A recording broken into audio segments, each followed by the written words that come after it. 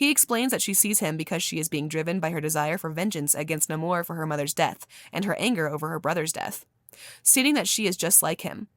Killmonger also says T'Challa was too noble and would have been chosen to spare Namor like he did Zemo after his own father was killed. When Shuri wakes up, she is unable to tell Nakia that she saw Killmonger and felt that her mother and brother abandoned her. However, she knows it is now up to her to lead the kingdom in battle, so she goes to find her own war helmet. Just as the tribes are debating their next move, a ship flies overhead, and Shuri descends for the first time in her new Black Panther outfit. M'Baku proudly declares that the Black Panther lives on. Shuri then gives everyone a speech about what they have to implement next. Shuri and Riri come up with a plan for drawing Namor toward a dry land to weaken him so he can be defeated. The Wakandans board a ship while battle-ready, and they send out a signal from other vibranium-detecting machines to lure the Talokans to them. They engage in their showdown, with the Talokans attempting to board the ship while Dora Milaje and Jabari warriors fight back fiercely.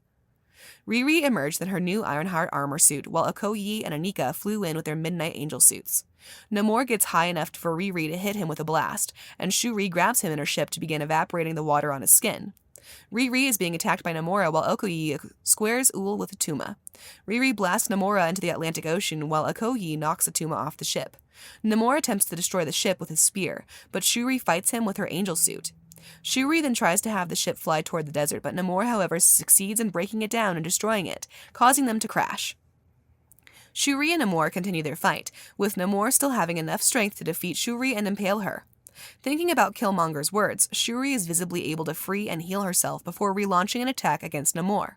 She used the exhaust pipe from her ship to fire enough heat on Namor's body to severely weaken him. She grabs his spear and prepares to deal the killing blow until she saw a vision of Ramonda speaking to her, telling her to show him who she really is. Shuri then orders Namor to yield so that neither of their descendants has to suffer from their pursuits for unending revenge, and Namor agrees. He yields, and he is now taken back to the Talokans to call off their fight and return home in one piece. In the aftermath, Shuri sends Riri home back to Boston, but informs her that she has to leave her suit there for fear that the U.S. will resume quarrels with Wakanda. She presented Riri with the car that belonged to her late father, now already fixed up. Back in Talokan, Namor spoke to Namora and tells her it was necessary to ally themselves with Wakanda Nation since they have no other allies to protect them, and this will eventually work in their own favor. Meanwhile, Okoye went back to release Ross from captivity.